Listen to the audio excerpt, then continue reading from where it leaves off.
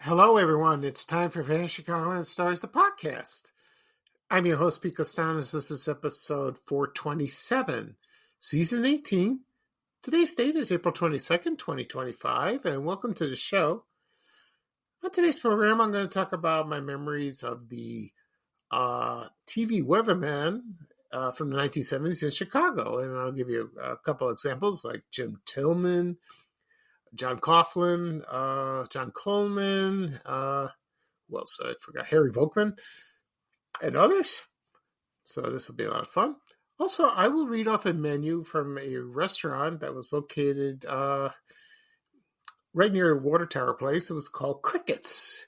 And I found a menu, and I'll read off of that. And this will be interesting. Before I get started, the program will go into a commercial break.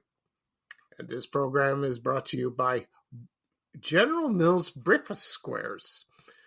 And this is from the 1970s. So I remember these very well. I used to eat those. And they were quite tasty. Sometimes no. So that's okay.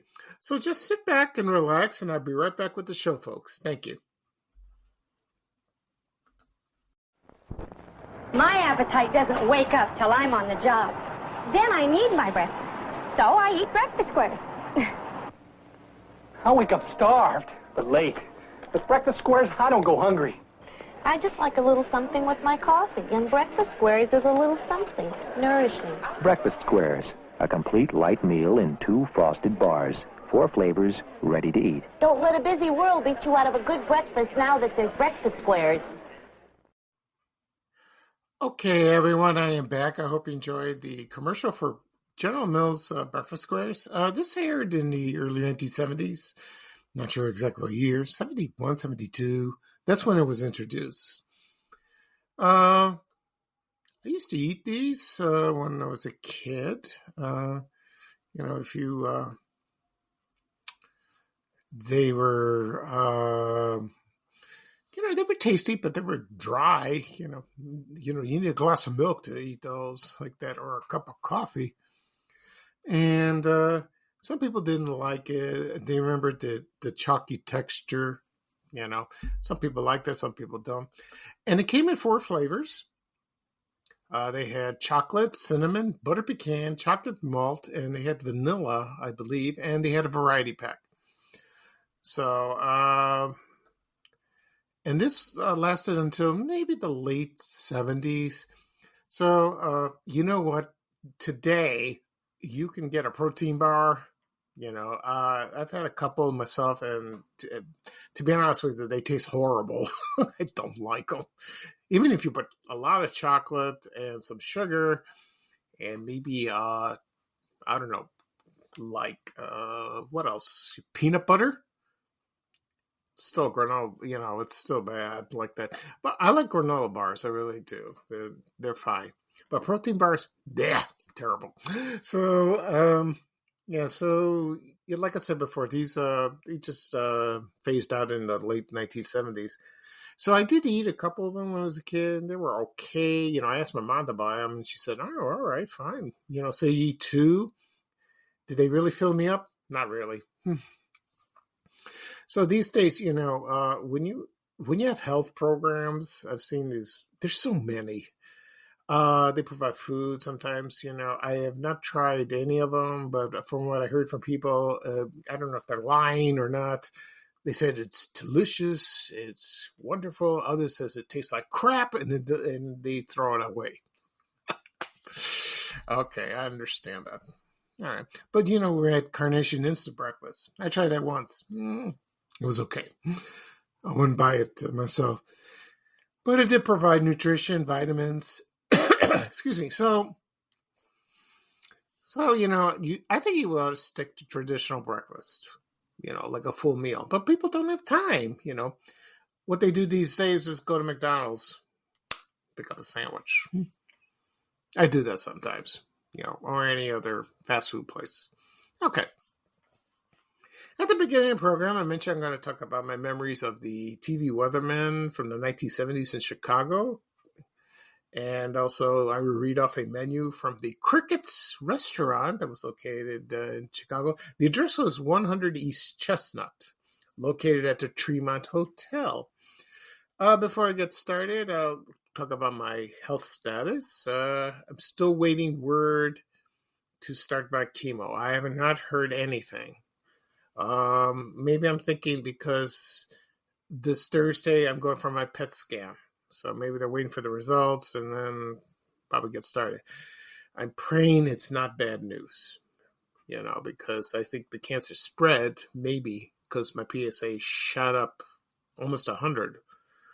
So that's frightening. And I'm very worried. So, but the doctor said you're going to get the second chemo. It's very strong. Maybe this will work. I hope so. I really hope. I pray to God. I hope so. Yeah, okay. So that's it for that. So let's get started. As a kid, growing up in the 1970s in Chicago, I love television. I still watch it. And we only had like a few channels. Now, unlike today, where you can get the weather 24 hours a day, that was not the case back then. There were other famous TV weather people in the past. There was one, his name was PJ Hoff, and he was from the 50s and the 60s. He was on Channel 2, WBBM, and he was a weatherman. But what was unique about him, he drew pictures, and he drew maps, and he also had a vice president looking out the window, yelling. I'm sure that's what it was. I'm not sure, but he was a very interesting man. But when my mother came to America after she got married, he was one of the first people that she saw on television, and she was fascinated by PJ Hoff. And she remembers him to this day. And that's something. And, I always post things on Facebook, on Van Chicagoland about him. I try to find things like photos, and I just recently found one, not too long, just recently, yes. I'll post that later on this week. And so he was a very interesting guy. He retired in 1968, and then he died much later. But in the 70s, the TV weatherman that I remembered, of course, was, on Channel 2 was John Coughlin. And he was there for many years. I think I don't know if he was in the 60s. I don't think so.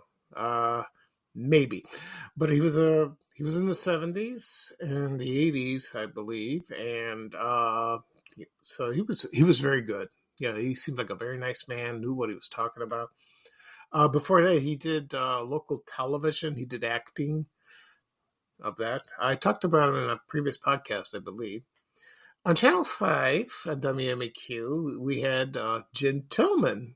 I don't know who the weatherman was before, but he was hired in 1975, I believe. About 50 years ago. He was also a commercial pilot. And a lot of people point that out on my page for the past couple of days. Well, actually, yesterday. So, yeah, I knew that. And he was very good. Oh, it was straight on. Said that.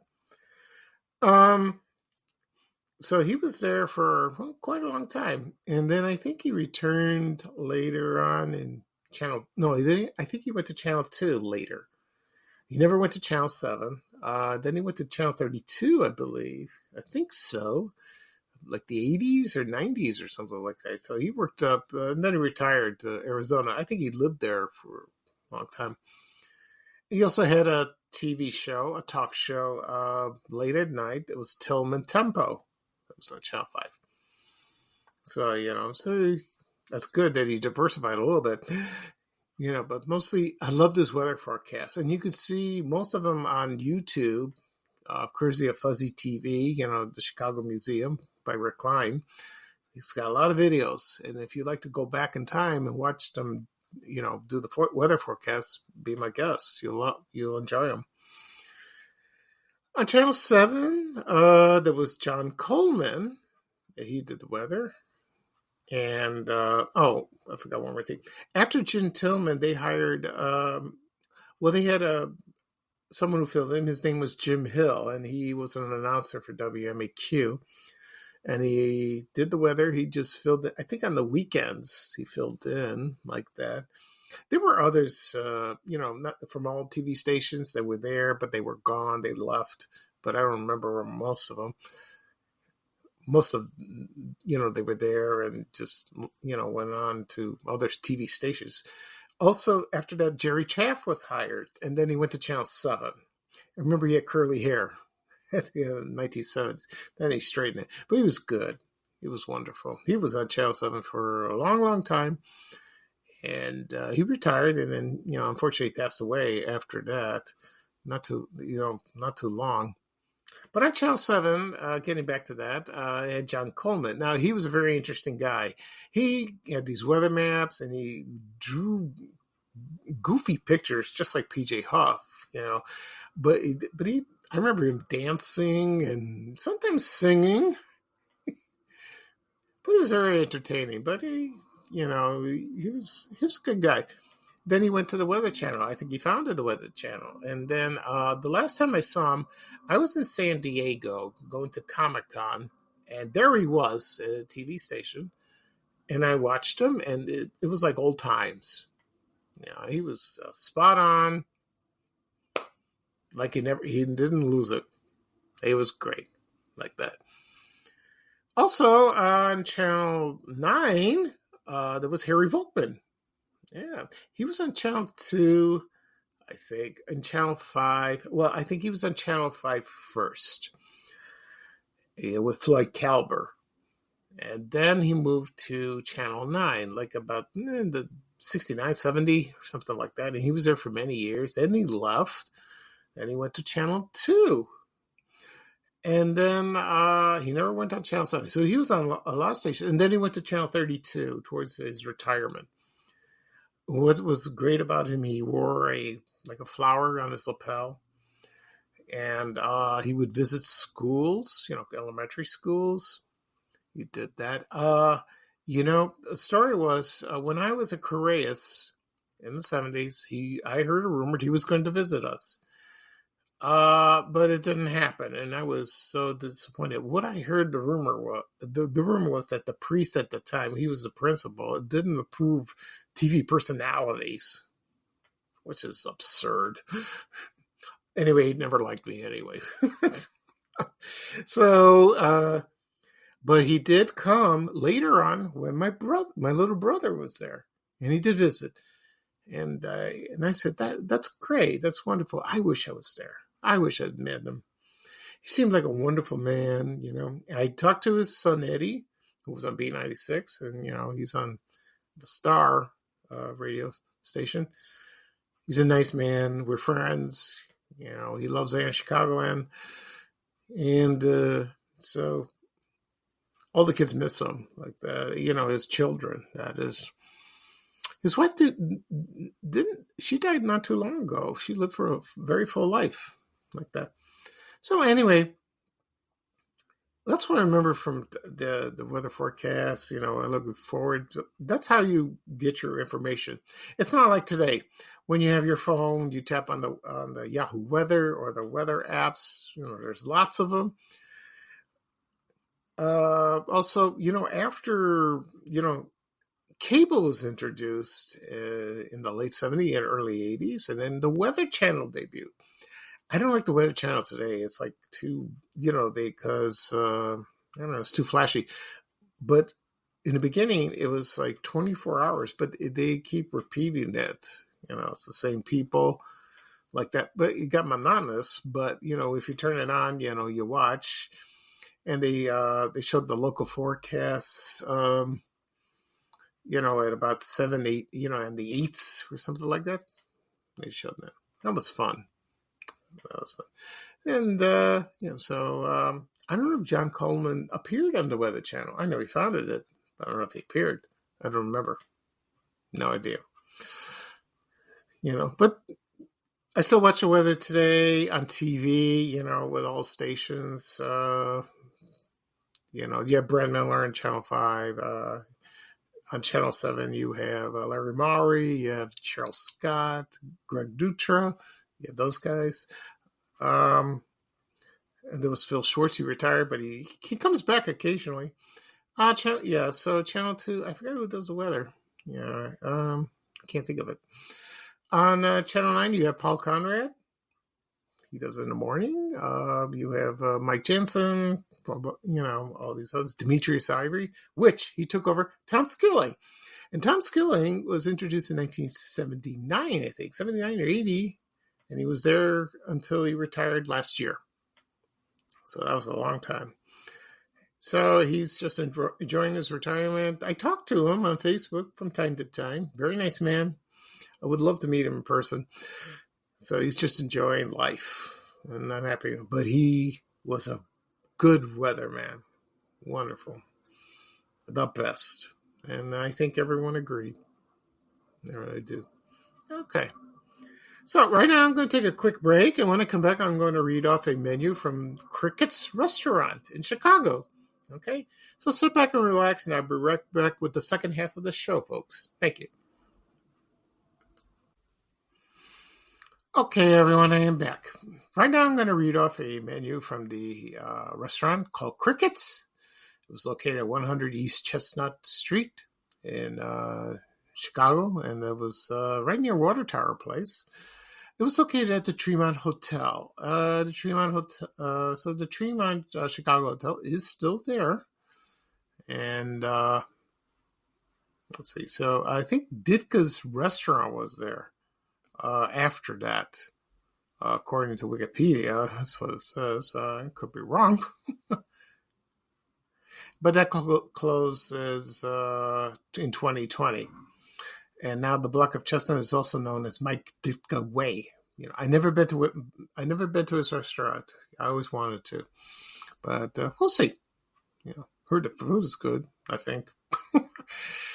Okay, so I found a little history about Cricket's. Believe it or not, it opened in July of 1976.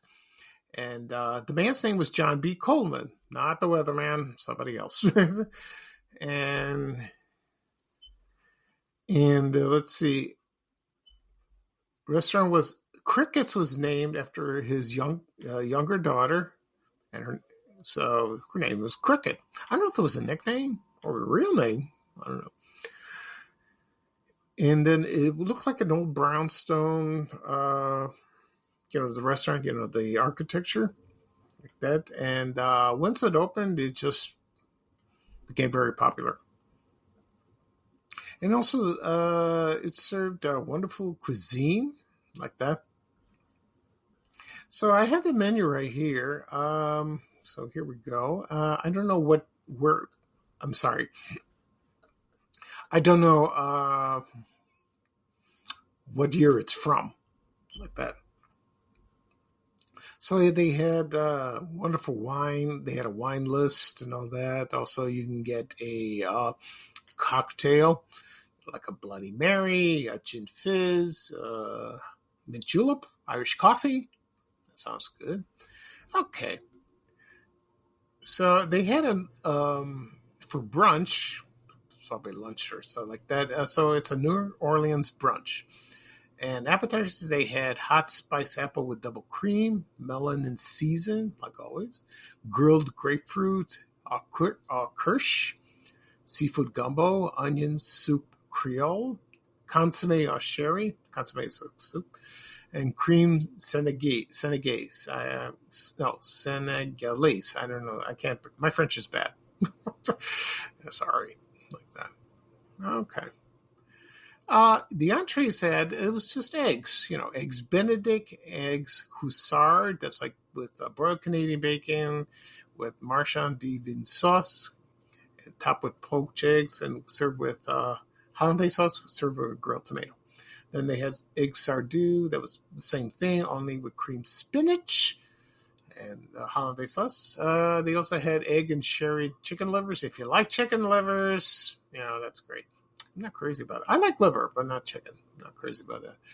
Egg St. Charles, so that's fillet of lake trout, topped with poached eggs. You get the idea. They had omelets, smoked salmon, ham and cheese, mushroom, chicken hash. It was diced chicken prepared with white white wine sauce, served over and topped with Monet sauce, also served over with wild rice. Seafood curry, Lidinian. You have to pardon my French. I'm not very good. I speak Greek. So that was shrimp, crab meat, and fresh lake fish in a mild curry sauce served in a pastry shell, garnished with chutney. They have oysters Benedict. It was French fried, fresh Eastern oysters on Canadian bacon, toasted muffin, topped with hollandaise sauce. And does it with paprika. Sounds good. Okay, now we get to the appetizers. They had smoked brook trout, oysters of the season, mushroom a la Duum, terrain de pâté, that is goose liver, mazon, snails bourguignon, so that's escargot. So this is mostly a French cuisine. Yeah, so they serve mostly French food. Crack du genus crab, and also served with mustard and mayonnaise. Baked clams, also baked oysters. Salads, they had chicken salads. Sunset, that's like julienne of ham with beef tongue, and chicken. I don't think I want to try tongue. And it was mixed at the table. So the maitre d', the way I think it's the waiter, that brings it to your table, and he starts tossing it and adds all the ingredients right in front of your eyes. And it's with shredded cabbage and some sort of dressing I can't pronounce. Nicoise is a platter of albacore tuna, chilled French beans, green peppers, sliced potatoes, and sauteed vinaigrette, garnished with tomato and olives, anchovies, and egg. They had spinach, bacon, mushroom. You get the idea. It's their signature salad. So they had that petite mixed greens, if you like that. Now, their specialties, they had red snapper sauteed.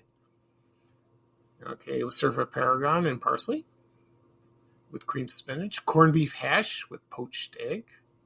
Okay. Escalope of veal. I can't pronounce that. Creno blozy. It was like slices of Wisconsin milk-fed veal. They had a hamburger. So it's the burger of cricket. Chopped with, mixed together with herbs and celery and sauteed. Sounds good. Cold salmon poche. Scallop saute. They had a sirloin steak sandwich. Ooh, I like that. That sounds good. Calf liver saute. And also steak tartare, which is, it's chopped sirloin, but it's not cooked. It's raw. Never had it. I don't think I want to, but I never had. And it was served with capers, minced onions, egg yolk, Dijon mustard, and garnished with rye toast. What is that? Points? Yeah, like that. And for desserts, they had creme caramel, pot of creme a la chocolat, rice pudding, bananas foster, ice cream. They had coffee, Sanka, crickets, teas. Also at the bottom of the menu, it said a selection of 21 cigars on display in the humidor. So after dinner, maybe like a brandy or have a nice cigar. You know, I don't think you can do that today because they'll stick up the place. But, you know, back then, cigar smoking was very, very popular. That was a fad. Okay. So that was a nice menu. It really was. Okay.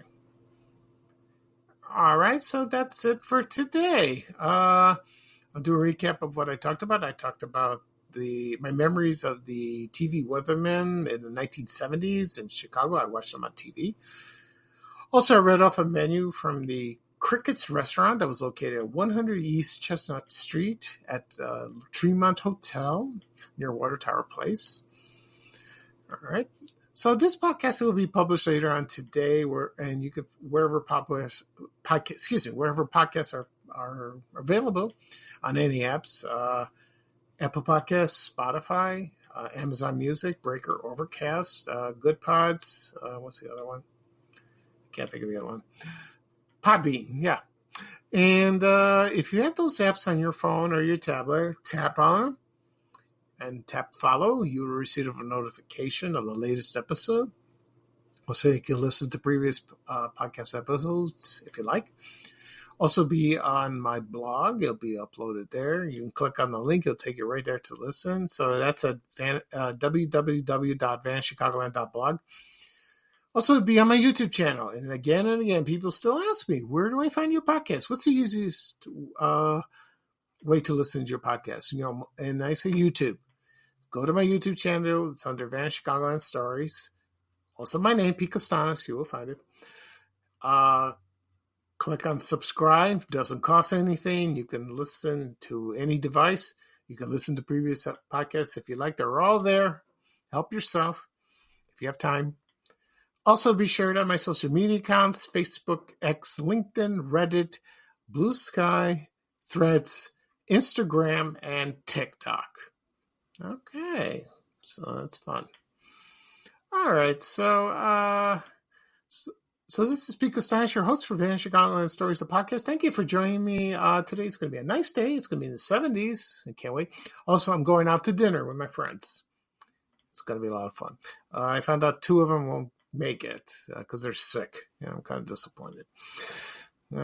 Maybe they'll get better and come. I doubt it. And so I will do another podcast probably this weekend. We'll see. All right.